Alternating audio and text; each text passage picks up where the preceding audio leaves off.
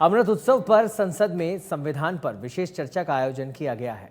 ये चर्चा संसद में चल रही है, जिसकी शुरुआत रक्षा मंत्री राजनाथ सिंह की ओर से की गई है।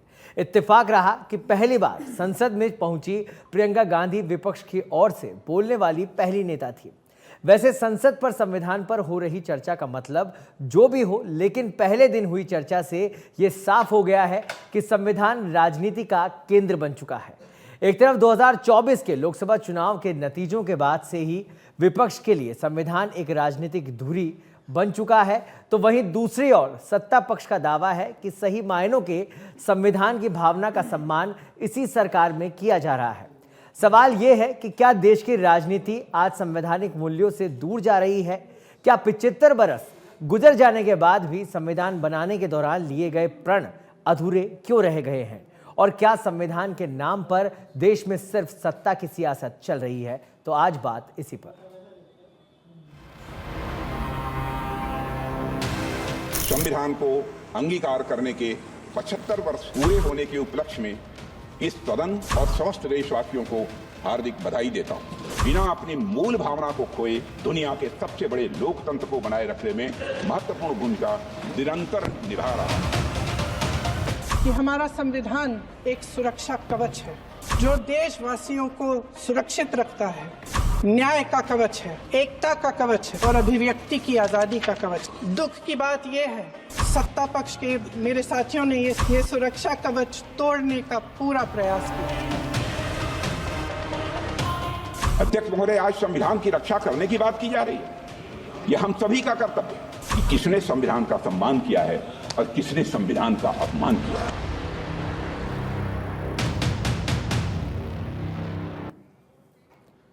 तो संविधान, सियासत और संग्राम, इस पर चर्चा करने के लिए हमारे साथ हमारे मेहमान जुड़ चुके हैं, जिनसे आपको मुखातिब करा देते हैं। हमारे साथ जुड़े हैं सुरेश गर्ग जी, जो कि बीजेपी से प्रवक्ता है। सर, बहुत बहुत स्वागत है आपका। राय सिंह गोदारा जी हमारे साथ जुड़ गए हैं, जो कि कांग्रेस से प्रवक्ता है। राय सिंह जी, बहुत बहुत स्वागत है आपका।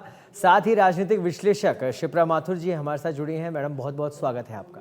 सबसे पहले मैं सुरेश गर्ग जी से आज प्रतिक्रिया लेना चाहूँगा। जिस तरीके का भाषण पहली बार प्रियंका गांधी देती हुई दिखाई दी, क्या कुछ प्रतिक्रिया भी आपकी? सर देखिए, आज संविधान को बने हुए 75 साल हो गए। 75 साल के बाद में आज इस पर चर्चा हो रही है। तो देखो, राजनाथ सिंह जी ने सही बोला है कि संविधान की अगर एक्चुअल में रक्षा कर रहे हैं तो ये जो वर्तमान सरकार है, जो मोदी जी की सरकार है, 2014 से इस संविधान की रक्षा हो रही है। क्योंकि आपने पहले देखा होगा कि संविधान की किस तरीके से धज्जियां उड़ाई गई है। 1992 में आपने देखा होगा कि कल्याण सिंह की बहुमत वाली सरकार थी, उसको बर्खास्त कर दिया गया था। आप देखिए 1975 के अंदर जिस तरह से इमरजेंसी लगाई, 1977 इमरजेंसी लगाई थी और जेलों में भेज दिया गया। और नेहरू जी ने इन्होंने सम्मान का अभी हमेशा संविधान का अपमान किया है। आप एक परिवार संविधान की जेब में रहता था, ये स्थिति रहती थी।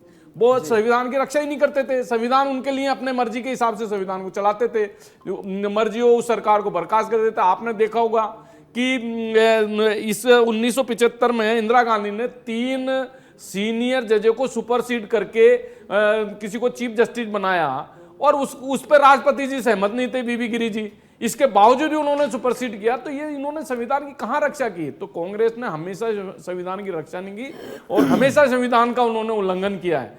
आज है कि 2014 से संविधान की रक्षा हो रही है। हिंदुस्तान का नागरिक सुरक्षित है। हिंदुस्तान का नागरिक गर्व महसूस करता है कि आज अगर नरेंद्र मोदी जी है तो संविधान सुरक्षित है। हमने हर मुद्दे पे संविधान के हिसाब से काम किया है, लेकिन कांग्रेस ने हमेशा संविधान का अपमान किया। ठीक है, राय सिंह जी गोदारा जी। हाँ, तमाम उदाहरण, और ये राजनाथ सिंह जी ने भी यही बात कही थी और यही बात सुरेश जी भी कह रहे हैं। सुरेश जी जिस तरह से बात करते हैं, मैं ये समझता हूं कि भारत की संविधान की जो प्रस्तावना है, हम भारत के लोग भारत को एक संपूर्ण प्रभुत्व संपन्न समाजवादी पंथ निरपेक्ष लोकतंत्रात्मक गणराज्य बनाने के लिए तथा उसके समस्त नागरिकों को सामाजिक, आर्थिक, राजनीतिक, न्याय, विचार, अभिव्यक्ति, विश्वास, धर्म और उपासना की स्वतंत्रता। मैं इस पॉइंट पे, इस मुद्दे पे आपसे बात करना चाहता हूं। आप बात करते हैं संविधान को माथे की लगाने की बात करते हैं, लेकिन संविधान को जो पार्टी जिसका मातृ संगठन 70 साल में पिछले मैं समझता हूं 50 साल तक जिसने कभी अपने मुख्यालय के ऊपर तिरंगा झंडा नहीं फहराया, जो संविधान को जिन्होंने तार तार किया है वक्त वक्त के ऊपर, जो आपस में हिंदू और मुसलमान के नाम पर, धर्म के नाम पर लोगों को लड़ाने का काम करते हैं, जो कभी कभी ये कहते हैं कि आपका बेटियां उठा के ले जाएंगे इनके नेता, कभी ये कहते हैं कि आपके मंगलसूत्र की रक्षा, ये तमाम तरह की बातें मैं समझता हूं कि ये संविधान की जो मूल भावना है उसके खिलाफ एक षड्यंत्र के तौर पे ये हमेशा ध्रुवीकरण और आपस में लड़ाने का काम इनकी पार्टी का उद्देश्य है, इनका मूल मंत्र है, इनका हिडन एजेंडा है। ये मैं आरोप शरेआम पे लगाता हूं। और इसके अलावा जवाब ले लेते हैं और आपके सवाल आगे आएंगे, मैं जवाब भी लूंगा। सुरेश जी, और मेरा भी सवाल सर आपके साथ इन्हीं के सवाल के साथ कि क्या उदाहरण कांग्रेस से लिए जा रहे हैं? नहीं, उदाहरण नहीं है। आप तो देखिए धारा 356 का दुरुपयोग किसने किया था? कांग्रेस ने किया था। कितनी से जो राज्य सरकार है उनको बर्खास्त किसने किया था? इंदिरा गांधी जी ने कई सरकारों को बर्खास्त किया है। आप देख लीजिए, अगर मान लो इन्होंने जनगणना की, जातीय जनगणना की बात करते हैं, 2011 के अंदर इन्होंने जातीय जनगणना, आप डिस्क्लोज करते हैं ना जातीय जनगणना, आप जातीय जनगणना के लिए बार बार कहते रहते, लेकिन संविधान के उल्लंघन करते थे। आप अध्यादेश की प्रति किसने फाड़ी थी? राहुल गांधी ने फाड़ी थी। मनमोहन सिंह जी इनके प्रधानमंत्री थे उस टाइम पे, अध्यादेश की अगर प्रति फाड़ी है तो किसने फाड़ी थी? राहुल गांधी ने। वो सम्मान करना जानते ही नहीं है ना। एक परिवार के लिए संविधान कोई कुछ नहीं है, परिवार ही इनके लिए सबसे बड़ा है। लेकिन भारतीय जनता पार्टी के लिए राष्ट्र प्रथम है, इसके बाद में पार्टी है। लेकिन कांग्रेस के लिए पहले पार्टी है, पहले परिवार है, इसके बाद पार्टी है, फिर संविधान है। तो ये लोग वो हैं जो संविधान का हमेशा इन्होंने अपमान किया, लेकिन हम भारतीय जनता पार्टी के लोग हैं जो सम्मान करना चाहते हैं। तो सुरेश जी, चर्चा होनी चाहिए, उसमें दिक्कत कहाँ है? नहीं तो मना कहाँ कर रहे हैं? करो ना चर्चा, कर रहे हैं ना चर्चा। आज सुबह से चर्चा चालू है। मना किसने किया कि बताइए? हमने चर्चा रोके थे, लेकिन आप पिछले 10 दिन से आप लोकसभा राज्यसभा चलना नहीं दे रहे थे। क्यों नहीं चलना दे रहे? कि भाई अगर जोर शोर के साथ में अगर सोनिया गांधी जी बैठती है या विदेशी ताकतों के साथ में राहुल गांधी जी मिले हुए हैं, तो इसमें प्रूफ है हमारे पास, या तो खंडन करे वो। और फिर अडानी की बात करते तो अडानी में जब राजस्थान में इनकी सरकार थी, अशोक गहलोत जी जहां मुख्यमंत्री थे, तो अडानी के बगल में कौन बैठा हुआ था? अशोक गहलोत जी तो बैठा हुआ था। तेलंगाना के अंदर इनकी सरकार है, वहां अडानी को कॉन्ट्रैक्ट किसने दे रखा है? इन्होंने दे रखा है। आंध्र प्रदेश में इन्होंने ठेका दे रखा है, तमिलनाडु में इन्होंने ठेका दे रखा है, पश्चिम बंगाल में दे रखा है अडानी को। और अडानी के लिए बातें करते हैं तो भैया पहले आप देखो ना, आप क्यों उनको कॉन्ट्रैक्ट दे रहे हो? सिंह जी, ये कितना सही है सर कि हम आरोप उठाने के लिए सबसे पहले आगे खड़े हो जाते हैं, लेकिन अपनी पिछली तस्वीरों को नहीं देखते। अगर व्यापारिक समझौते की बात होती है तब हम सबसे समझौता करना स्वीकार कर लेते हैं। देखिए साहब, मेरी बात सुनिए, हम संविधान पे चर्चा कर रहे हैं जी, और संविधान के अंदर हमारे जो मौलिक अधिकार हैं उनको तोड़ने मरोड़ने का काम भारतीय जनता पार्टी और इनकी सरकारें करती हैं। उदाहरण दो ना। आप ये मैं देता हूं ना उदाहरण। बताओ। आप तो कहते हैं कि सरकारें उस समय उस धारा के तहत गिराई नहीं गिराई। मैं आपसे ये कहता हूं, आप ये बताओ 1992 में गिराई होगी, गिराई थी, गिराई बहुमत थी ना। बहुमत अगर सदन में पारित हो गया था, इसके बाद में राज्यपाल ने आपके बीच में नहीं गिराई। बताइए आप, मैं आपके बीच में नहीं बोला कहां गिराई थी? संविधान का उल्लंघन, ये गलत बात। इसका मतलब संविधान का 356 का कई बार आपने उल्लंघन किया। हक नहीं है मेरे पास। चीजों से साबित होता है कि कांग्रेस विचारधारा में संविधान की रक्षा ही नहीं। सुरेश जी, मैं आपके पास वापस आऊंगा, पहले राय सिंह जी को अपनी बात पूरी करने दीजिए। बिल्कुल, आप उनको चुप रखिए। वो जब बोल रहे थे मैं एक शब्द नहीं बोला। ठीक है सर, अपनी बात पूरी कीजिए। बिल्कुल, मैं ये कहना चाहता हूं, इन्होंने तो सरकार गिराने का शरेआम हॉर्स ट्रेडिंग का काम इन्होंने प्रारंभ किया।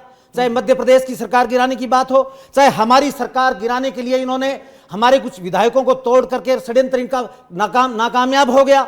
इन्होंने चाहे गोवा की सरकार गिराई हो, हमारी तमाम सरकार गिराने का इनके पास नया, चाहे आपकी महाराष्ट्र की सरकार हो, इन्होंने नया ट्रेंड बदल दिया। इन्होंने तो हॉर्स ट्रेडिंग, इन्होंने तो नोटों के बोरे भर करके खरीद फरोख्त के माध्यम से सरकारों को बदला है। और ये संविधान की बात करते हैं, ये किस मुंह से संविधान की बात करते हैं? मैं कह रहा हूं, संविधान की बात करने का इनको कोई हक ही नहीं है। ठीक है। मैं हमारे साथ शिप्रा जी जुड़ी हुई हैं। शिप्रा जी, कर्नाटक में हमारे भारतीय जनता पार्टी के एमएलए खरीदे थे, सवालों का जवाब आपसे लूंगा। शिप्रा जी के पास आपने एमएलए खरीदे थे हमारे। 14वां दिन आज शीतकालीन सत्र का। शिप्रा जी, और जिस तरीके की बातचीत है और वाद विवाद आप देख रही हैं, देश का कुछ भला होता दिखाई दे रहा है मैडम आपको? किस तरीके से आरोप प्रत्यारोप होते हैं और एक दूसरे के उदाहरण दिए जाते हैं यहाँ पर? देखिए सौरभ जी, संसद का मंच होता है जब जनता अपेक्षा करती है कि जनता के मुद्दे देश के सामने रखे जाएं। हाँ। कुछ मुद्दों पर बात है। आज संविधान की क्योंकि वर्षगांठ मना रहे थे, तो इस बहाने से संविधान पर बात करना जरूरी था। और जिस तरह से मैं देखती हूँ कि मुद्दों पर भी जो बहस की जो देखिए क्वालिटी है, आज हम यूथ को खास तौर से जो ऐसा यूथ है जो भारत के आगे बढ़ने में बहुत बड़ी भूमिका निभाने वाला है, उसकी उम्मीद होती है। तो देखिए हम ये दौर देख रहे हैं सौरभ जी, जबकि बहुत अच्छी डिबेट्स के लिए आज हम सोशल मीडिया पर निर्भर है ना। और एक तो दौर था जब हम संसद की जो पूरी कार्यवाही है ना, पूरी बैठ के उसको बिल्कुल मनोयोग से सुना करते थे। लेकिन आज संसद का जो सदन है वो राजनीतिक अखाड़े से ज्यादा कुछ नहीं बचा है। आज प्रियंका जी की स्पीच देखे, राजनाथ जी ने बहुत फैक्ट्स के साथ में सारी अपनी बातें रखी, सारे उदाहरण गिनाए। और प्रियंका जी ने, ठीक है, उनकी एक पोजीशनिंग जो करना चाहती थी कांग्रेस पार्टी, क्योंकि संविधान पर बात करने के लिए सबसे पहले उन्हें खड़ा किया गया, पहली बार की सांसद हैं। लेकिन जितनी भी बातें उन्होंने कही, मुझे लगता है कि वो राजनीतिक मंचों पर बात कहने में तो वो ठीक लगती, लेकिन संसद के मंच पर जिस तरह से, और जितने भी उन्हें, मैं बहुत गौर से सुन रही थी, और इसलिए भी गौर से सुन रही थी कि इन दिनों कुछ किताबें पढ़ रही हूँ जो राजनीतिक हलचल है पूरे देश भर की। ये किताब मैं आपको दिखाती हूँ, रेड साड़ी जो है वो सोनिया गांधी पर जो जेवियर मोरो की लिखी हुई है, उनसे भी मेरी जब आए थे जयपुर तो मुलाकात हुई थी। और उन्होंने एक बात कही थी जो मैं अपने आर्टिकल में भी कई बार ये जिक्र करती हूँ, कि उन्होंने कहा था कि Gandhis are the late bloomers, कि देर से उनका उदय होगा। तो ये एक इशारा तो ये दिखता है कि जो पोजीशनिंग जिस तरह से प्रियंका जी की हो रही है, उसमें एक जो नेतृत्व जो है वो, और जो डायनेस्टी पॉलिटिक्स है उसी की कंटिन्यूटी में जो भी बातें उन्होंने कही, सौरभ जी, मेरा जो ऑब्जर्वेशन है मैं आपसे शेयर कर रही हूँ कि उन्होंने बहुत सारी बातें, नेहरू जी का जिक्र किया, अपने परिवार का, क्या उन्हें ये जिक्र करने में अभी भी हिचक है कि जो जितने इकोनॉमिक रिफॉर्म्स जो है कांग्रेस के दौरान में हुए, उस वक्त जो है प्रधानमंत्री का जो काल था वो नरसिम्हा राव जो थे वो प्रधानमंत्री थे। पूरे जिक्र में आप देखिए कि जो सबसे बड़ा जो माइलस्टोन था इस पूरे भारत को, मानिए कि एक अलग लेवल पर हम आज देखते हैं, वो कांग्रेस पार्टी का योगदान है। लेकिन कांग्रेस पार्टी में अगर उस बात को आगे ले जाने में नरसिम्हा राव जी का योगदान था, तो उस बात का जिक्र आप पूरा छोड़ देते हैं। इसलिए मुझे लगता है कि ये जो डायनेस्टिक पॉलिटिक्स है ये बहुत बड़ा खतरा है पूरे देश भर के लिए। और जिस तरह का प्रोटेक्शन प्रियंका जी का किया जा रहा है, मुझे लगता है हम इसीलिए शायद ज्यादा आह्लादित है कि प्रियंका बोल रही है। प्रियंका इज अ रिप्रेजेंटेटिव, या वो उसको प्रतिनिधित्व करती है एक परिवार का, है ना। वो एक सांसद ही तो है, लेकिन हमें इतनी ज्यादा उत्साह क्यों है उनको लेकर? क्योंकि पूरा देश देख रहा है कि हाँ, राहुल गांधी, प्रियंका गांधी, तो अल्टीमेटली जो है वो अपने मतलब मूल चरित्र से अगर उठकर उस तरह की बात नहीं कर पाती है जो कि जनता के मुद्दे हैं, असल मुद्दे हैं। उन्होंने जिक्र किया, मैं अप्रिशिएट भी करती हूँ, उन्हें महिलाओं का मुद्दा की बात की, उन्होंने ये बात कही कि किस तरह से पार्टीज जो हैं अलग अलग स्टेट्स में किस तरह से व्यवहार है, लेकिन बहुत सिलेक्टिव तरीके से अपनी बात को रखना। वो तो ठीक है, जाहिर बात है कि कांग्रेस के लिहाज से बोल रही है तो वो अपनी बात उसी तरह से रखेंगी। लेकिन बात यह है कि हम क्यों इतने आह्लादित है, क्योंकि संविधान पर कोई सब्सटेंटिव बात, उनके न्याय की बात है या विषमता की बात है। ये हकीकत है इस देश की कि विषमता बढ़ी है देश में, विषमता लगातार बढ़ी। हम सबकी फिक्र के मुद्दे होने ही चाहिए, लेकिन उसको फैक्ट्स के साथ, आपके पास एक मौका था देश को बताने का, देश के यूथ को ये बताने का। दिस इज नॉट, ये कोई पॉलिटिकल भाषण नहीं था। बिल्कुल ठीक है, मुझे लगता है राय सिंह जी आप इस बात को समझ पा रहे होंगे। बहुत प्लस पॉइंट जो कांग्रेस का है वो बताने की कोशिश कर रही है शिप्रा जी, कि अगर आपका इतिहास है तो वो बेहतर इतिहास भी है, उसको भी आगे लाने की जरूरत है। न केवल किसी को हराने के लिए हम लोग इस तरह का प्रयास करें और हंगामेबाजी हो, मुझे लगता है इससे कोई सार्थकता चर्चा की नहीं रह जाती है। सर देखिए, शिप्रा माथुर जी ने जो बात कही है, ये मुझे मैं समझ नहीं पा रहा कि ये कहना क्या चाहती हैं। असल में प्रियंका गांधी जी के भाषण में आप प्रश्न लगा रही हैं, प्रश्नवाचक उठा रही हैं। अरे कितने शानदार तरीके से उन्होंने अपनी बात को रखा है। जो भारतीय जनता पार्टी की सरकारें हैं, वो हमारे प्रथम प्रधानमंत्री हैं, उनका कहीं जिक्र नहीं करते। देश के योगदान के अंदर वो जो मॉडर्न आर्किटेक्ट ऑफ इंडिया थे जवाहरलाल नेहरू, जिनको आप बार बार कोसते हैं, उनको मुसलमान की औलाद बनाने में तुले हुए हैं। आपकी जो व्हाट्सएप आपने एक विश्वविद्यालय चला रखा है अलग से, न जाने क्या क्या अनर्गल आप आरोप लगाते हैं। और वो तमाम जो योगदान था नेहरू जी का इस देश के लिए, उन बातों की तरफ इनके हिसाब से तो देश आजाद ही 2014 में हुआ है। ये पिछले जो इसके पहले 65 साल के अंदर मैं ये समझता हूं कि शायद इस देश में कुछ हुआ ही नहीं। राय सिंह जी, जो आप नहीं समझे, शायद शिप्रा जी वो समझाना चाह रही हैं, वो एक बार बोलना चाह रही हैं। हाँ शिप्रा जी बोल दीजिए, क्योंकि राय सिंह जी को आपकी बात नहीं समझ में आई। हाँ, तो मैं समझाती हूँ ये बात कि कांग्रेस पार्टी से अपेक्षा ये होती है कि अपने इतिहास में उनके सिवा भी जिक्र किया जाए, जो कि उसमें पूरे भारत के को आगे ले जाने में और भी लोगों का योगदान था, पहली बात। दूसरी बात ये कि जब वो उस तरह की बातें करती हैं कि जैसे जातीय जनगणना का उन्होंने जिक्र किया, तो क्या कांग्रेस पार्टी को ये मालूम नहीं है कि कांग्रेस के ही एक अधिवेशन में जातिगत जनगणना के खिलाफ एक रेजोल्यूशन निकाला गया था और सबको ये कहा गया था कि जातिगत जनगणना जो है वो कॉलोनियल पास्ट का एक बर्डन है। कि नेहरू जी ने ही कहा था, बहुत अच्छी बात कही थी, लेकिन क्या कांग्रेस पार्टी को ये अंदाज नहीं है कि नेहरू जी की वो बात, इतनी अहम बात, उसको आज बिल्कुल नकार कर उस बात का जिक्र भी नहीं करते हैं। तो जो शिप्रा जी मेरी बात सुनिए, मैं ये बताना चाहता हूँ, नेहरू जी ने उस समय जो बात कही होगी वो समय के अनुसार हो सकता है ठीक रही होंगी, लेकिन आज के वक्त के अंदर, इस जमाने के अंदर हम तो यही तो कहते हैं, जनसंख्या की दृष्टि से जातिगत जनसंख्या कराने का मतलब ये है कि जिसकी जितनी भागीदारी उसकी उतनी हिस्सेदारी। उसमें कहाँ गलत है इसके अंदर, और इसमें किसको तकलीफ है, मुझे ये समझ नहीं आती। आप रिजर्वेशन की बात करते हैं, आप जो संविधान की, ठीक है, पहले आपके इस सवाल का जवाब लेता हूं सर मैं, पहले सुरेश जी से, फिर शिप्रा जी के पास आऊंगा। सुरेश जी, क्या गलत है सर? अगर जातिगत जनगणना हो रही है, राय सिंह जी जानना चाह रहे हैं, गलत क्या है? हाँ, मैं जवाब देता हूँ। 2011 में इन्होंने जातिगत जनगणना कराई थी। हाँ। जब इनको ये लग रहा था तो फिर आप डिस्क्लोज क्यों नहीं किया आपने वो? जब आप 2011 में आपकी सरकार थी, आपने जातिगत जनगणना कराई थी, क्यों नहीं कराई?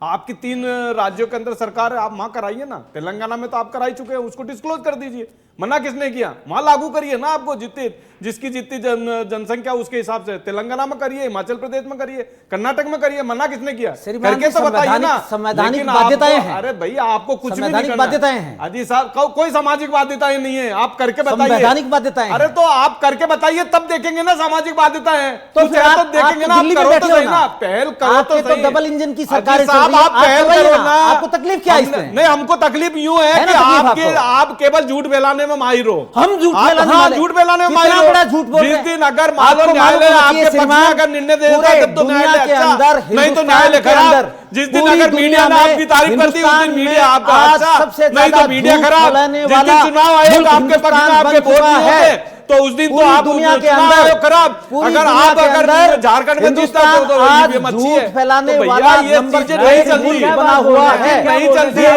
10 साल की नहीं चलती ये चीजें, ये नहीं चलती ये चीजें। जनता इसीलिए बार बार नकारती है आपको। देश की बुराई कर रहे हैं सर, और फिर यही सवाल बार बार उठते हैं। नहीं, यही तो चीज समझ में आती है कि वो इनका एक वो नेता है जो का जिक्र कर रहे हैं सर। नहीं, सीमित रहिए सौरभ जी, ये आपको देखिए, आप पूरे देश को क्यों घेर रहे हैं? आप एक जना बोलो ना, कोई दो नहीं तो आप देखिए सौरभ जी, इनकी स्थिति है, इनका नेता विदेश में जाकर। बोलिए राय सिंह जी क्या जवाब देंगे? हाँ बोलिए सर। किस बात पे?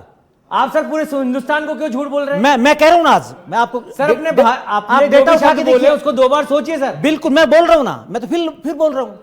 मैं ये कहना चाह रहा हूं कि आज झूठ फैलाने में, झूठ क्यों? चलो 2011 में जाति की जनगणना हुई नहीं है। देखिए आप बताइए 2011 में अभी एक जनगणना हुई थी, क्यों नहीं आपने डिस्क्लोज किया? जाति का जनगणना कराइए ना, मना किसने किया? हिमाचल में कराइए ना, आपने मना किसने किया? कर्नाटक में कराइए ना, मना किसने किया आपको?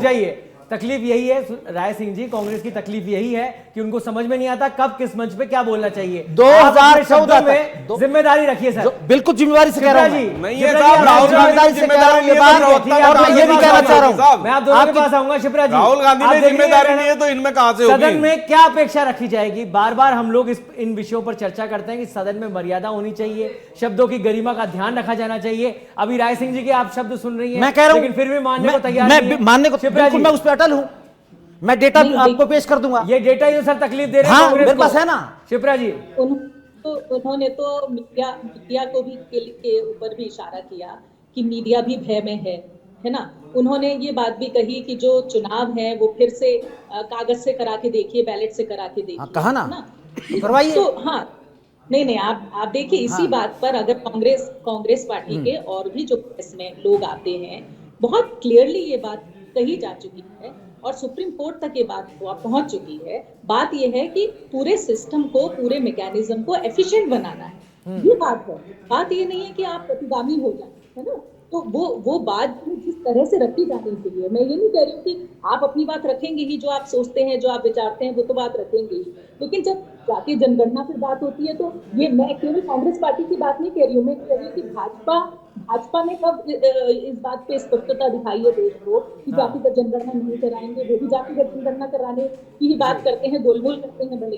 तो देश को कंफ्यूज मत कीजिए आप, कम से कम आपका जो स्टैंड है और बिल्कुल फैक्ट्स और फिगर्स के साथ में आप देश के सामने पूरी बात रखिए। हमारा क्या पास, अगर आप पास की लेगेसी को इतना रिस्पेक्ट करते हैं, सोशलिस्ट कंट्री हमारा था, आज बात हो रही है कि सोशलिज्म के जो फ्रेजोलॉजी है वो फ्रेजोलॉजी हटा दी जाए, तो वो फ्रेजोलॉजी तो ऑलरेडी नरसिम्हा राव साहब के वक्त जो है वो क्रोनी कैपिटलिज्म करके सोशलिज्म से तो हम हट ही चुके हैं, हम कैपिटलिस्ट जो पूरा अप्रोच है लिबरलाइजेशन के साथ में उसी की तरफ आगे बढ़ रहे हैं। तो बिल्कुल। क्या है आप, और मेरा सर, मैं ये कह रहा हूँ आपसे कि जनता आप लोगों से ये उम्मीद करती है, और आप सम्मानित मंच पर जहां जहां भी खड़े होते हैं आपसे ये उम्मीद रखी जाती है कि आप जब खड़े होंगे और कुछ कह रहे होंगे तो अपने शब्दों का ध्यान रखेंगे सर, ठीक है। और कोई भी बात रखने का, जैसा कि शिप्रा जी कह रही है, कोई तरीका होता है। आपके शब्द अगर इस तरह के होंगे तो आप क्या नजीर पेश करेंगे? अखाड़ा बना के रख दिया सर आपने संसद को भी, आप लोगों ने। राय सिंह जी। सौरभ जी देखिए, मैंने जो बात कही मैं उस पर अटल हूं। मैं आपको सबूत के तौर पे उस एक संस्था ने जो करवाया है सर्वे, वो मैं आपको सामने पेश कर दूंगा। सर्वे को नहीं जानना सर, मेरी बात है तो आप अपने तक सुनिए ना। आप प्रधानमंत्री अधिकार नहीं दूंगा ये नरेंद्र मोदी जी जब गुजरात के, जब तक गुजरात के मुख्यमंत्री थे उनके वो आप भाषण सुन लीजिए। उसके बाद में जब से देश के प्रधानमंत्री बने हैं उसके भाषण सुन लीजिए। दोनों को अगर आप सामने रखे कंपेयर करेंगे तो जमीन आसमान का अंतर है। वहां पे उनके कोई विचार थे, अगर आपको आज कोई भाषण गलत लग रहे हैं तो उनको उदाहरण लेकर आप लोग भाषण देंगे? नहीं, हम तो तथ्यों पे बात कर रहे हैं। हम तथ्य का आपके खिलाफ बात नहीं करते। हमारे पास तथ्य है, मैं दूंगा ना आपको। मैं बताओ ना आपके पास क्या तथ्य? झूठ के अलावा कुछ नहीं है आपके पास। अरे झूठ का जनरेटर तो आपकी बात ही है। नहीं, आप बताओ ना, राहुल गांधी विदेश में जाके हिंदुस्तान का अपमान क्यों करता है? आपने बोला कि साहब यहाँ पे सरदार पगड़ी नहीं पहन सकते, कड़ा नहीं पहन सकते, क्या सरदार पगड़ी नहीं पहन सकते यहाँ पे? क्या सरदार यहाँ पे प्रधानमंत्री ने भाषण दिया? क्यों आप इस तरह की भाषा बोलोगे? आप कि सरदार यहाँ पे सुरक्षित नहीं है? आप इस तरह की भाषा बोलोगे? आपके प्रधानमंत्री नरेंद्र मोदी जी ने, कर्नाटक के अंदर आपने हमारे भारतीय जनता पार्टी के एमएलए खरीदे, तब कहां चला गया था आपका संविधान? मोदी जी ने बयान दिया था, कर्नाटक के अंदर भारतीय जनता पार्टी के एमएलए खरीदे गए थे, तब संविधान आलू से सोना बनाने वाला। इसलिए पहले आप अपनी गिरबान में जाके राहुल गांधी जी ने, आपने देश को कहां तक बर्बाद किया था, आपने देश को कितना बर्बाद किया था, देश के टुकड़े टुकड़े कैसे किए थे, आपको ध्यान में रखना चाहिए। बड़ी बड़ी किस तरीके से देश को बर्बाद किया आपने? आपने संविधान को आपके हिसाब से चलाया था, जुटलाने में लगे हैं। आप सच्चाई है, आप इतिहास को मरोड़ने में लगे हैं। आज 14वां दिन था शीतकालीन सत्र का, और जिस तरीके की हम लोग बातचीत कर रहे हैं, ना तो सदन में कोई निष्कर्ष निकल पाता है, ना यहाँ पे, और नजीर जो पेश की जा रही है वो पूरी जनता देख रही है। राय सिंह जी, मैं ये जानना चाहता हूं कि कोई तथ्यात्मक विषयों पर, मुद्दों पर बातचीत होगी या नहीं होगी, या केवल आरोप प्रत्यारोप या अडानी तक हम लोग सीमित रह जाएंगे? नहीं, मैंने तो अडानी की कोई बात चालू नहीं करी। मैं अडानी की बात चालू करूंगा। मैं अडानी की बात कर सकता हूं। अडानी की माला जपता रहता आपका नेता तो तथ्यों के तौर पे कर सकता हूं। अडानी की माला, अडानी के बारे में भी मैं तथ्य रख सकता हूं, लेकिन विषय अडानी नहीं है, विषय संविधान है। हम संविधान की बात कर रहे थे, और संविधान की जो मर्यादाएं हैं, संविधान का जो हमारा मौलिक अधिकार है, संविधान में धार्मिक स्वतंत्रता का अधिकार है, ये मेरे पास मौलिक अधिकार में लेकर के आए हूं आपको दिखाने के लिए। ये तमाम के तमाम इसको तार तार करने का भारतीय जनता पार्टी, मुझे इनकी बता सरकार और इनके नेताओं के द्वारा तो रामनवमी का अगर जुलूस निकलता तो उसमें बेल लगा दो और पीएफआई को रैली निकालने की परमिशन दे दो। हिम्मत नहीं है। नहीं तो आप बताओ, रामनवमी के जुलूस पे तो आप प्रतिबंध लगा दो और पीएफआई को परमिशन दे दो। कहां चला गया आपका संविधान? कहां चला गया आपका संविधान? जब आप कोटा के अंदर पीएफआई को रैली करने की परमिशन देते हो और घरौली के अंदर दंगा करवाते हो, आप आपका संविधान कहां चला गया था? सुरेश जी, सदन चलाने की बड़ी जिम्मेदारी आप लोगों की है। अगर सदन नहीं चलता, मुद्दे पर बात नहीं होती, तो उसकी जिम्मेदारी सत्ता पक्ष को सबसे पहले उठानी पड़ेगी। विपक्ष का काम है हंगामा करना, और वो कर रहा है लगातार। विषय पर अगर चिंतन नहीं हो रहा, मुद्दों पर अगर बातचीत नहीं हो रही, तो आपको भी तो जिम्मेदारी निभानी है सर। कैसे निभाएंगे उसको? नहीं, भारतीय जनता पार्टी तो पूरी जिम्मेदारी ले रही है। भारतीय जनता पार्टी तो शुरू से कह रही है कि भैया बहस करो, आ जाओ, लेकिन ये बहस करने को तैयार नहीं है। इनको पता है कि इनके पास में कुछ मटेरियल ही नहीं है, तो बहस क्यों करेंगे। आज 10 दिन से, आज बताइए आप, करोड़ों रुपए का नुकसान, 1 मिनट के 1.5 करोड़ रुपए मिनट के खर्चे होते हैं, 90 करोड़ रुपए प्रतिदिन का खर्चा हो रहा देश का, इनको चिंता ही नहीं है। आप बताइए, प्रधानमंत्री मोदी का अपमान करना चाहते हैं ये, आज देश के प्रधानमंत्री है वो, उनका भी अपमान करना चाहते हैं, उनकी मिमिक्री कर रहे हैं। ठीक है सर, सुरेश जी मैं आपकी बात समझ गया, क्योंकि हम लोग आरोप प्रत्यारोप से ऊपर नहीं उठ पा रहे हैं और समस्या पर बातचीत भी नहीं कर पा रहे हैं। शिप्रा जी, जिस तरीके की आप पूरा परिदृश्य देख पा रही हैं, क्या समझ में आ रहा है मैडम कि हमें क्या सुधार की जरूरत है और क्या दोनों पार्टियों को आप कहना चाहेंगे? देखिए, सुधार तो देश में ऐसा तो नहीं है कि हमने सब कुछ अचीव कर लिया है। बहुत सारी खामियां देश में खामियां हैं। सरकार की तरफ से जो किया जाना चाहिए उतना जितना अपेक्षित है जनता को उतना नहीं हो पाता है, ये भी सही बात है। और सबसे बड़ी जरूरत मुझे लगता है, मैं प्रियंका जी की एक बात से और मुझे लगता है कि उस थॉट से सहमत हूँ कि जो न्याय का जो एक जरूरत है देश में, है ना, वो बहुत बड़ी जरूरत है। आज जुडिशरी जिस तरह से फंक्शन कर रही है, आम आदमी आज भी न्याय के लिए भटक रहा है। उन्होंने उदाहरण भी दिए इस बात के, वो ठीक है सिलेक्टिव उदाहरण है और वो एक पॉलिटिकल बयानबाजी आप कह लीजिए, लेकिन फैक्ट तो है ना वो कि लोग परेशान होते हैं, उनको टाइम से न्याय नहीं मिलता है, दर दर भटकना पड़ता है, सुनवाई नहीं मिलती है। तो जो एक समस्या हम बरसों से, ये आज की बात नहीं है, ये पहले भी बात है, इसीलिए सरकारों से जनता जो है वो पूरी तरह से राजी नहीं रह पाती है। बिल्कुल, क्योंकि उसको राहत, डायरेक्टली जो राहत मिलनी चाहिए, वो क्या चाहता है कि वो ठीक से जिंदगी जी पाए, शांति का माहौल हो और उसको जितने अवसर मिलने चाहिए उसकी काबिलियत के मुताबिक, जो कि संविधान में भी दर्ज है। आप संविधान के अगर उसमें देखेंगे जो दायित्व है, नागरिक दायित्व है, उसमें एक दायित्व ये भी है, शायद 15 नंबर दायित्व है कि अपना बेस्ट हासिल करना, ये भी दायित्व, ये भी हमारा संविधान हमें ये सौंपता है कि आप में जो बेस्ट कैपेबिलिटी है उसका पूरा आप उपयोग कर पाए। हाँ। ये भी संविधान कहता है। तो वो माहौल अगर हम नहीं दे पा रहे, मुझे लगता है मैडम ये बातें जो आप कह रही हैं, ये तमाम जितने भी सांसदगण वहां बैठते हैं सदन के अंदर, उन सभी को उनके संज्ञान में ये बातें हैं, लेकिन केवल राजनीतिक स्वार्थ सिद्धि के चलते इन बातों पर ना तो सार्थक चर्चा हो पा रही है, ना ये जनता के लिए कोई लाभकारी सिद्ध हो पा रहे हैं। आप सभी लोग मेरे साथ चर्चा का पात्र बने, आप सभी का बहुत बहुत धन्यवाद। जरूरत है आपसी सामंजस्य से काम करने की, आरोप प्रत्यारोप से ऊपर उठकर जनता की समस्याओं पर चर्चा हो, मुद्दों पर चर्चा हो, देश के विकास की चर्चा हो, और जनता यही उम्मीद हर राजनेता से, हर पार्टी से लगाकर बैठी हुई है। फिलहाल के लिए चर्चा में इतना ही। देश और दुनिया की तमाम खबरों के लिए आप देखते रहिए सच बेधड़क। नमस्कार।